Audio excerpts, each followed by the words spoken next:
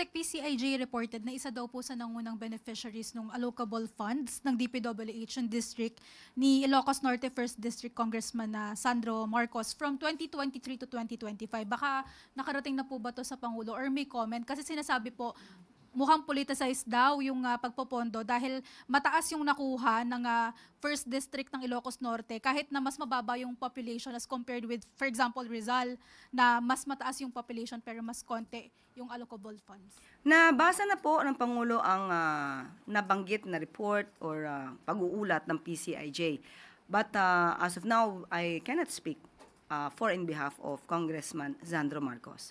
At sabi naman po niya, siya po ang nagboluntaryo.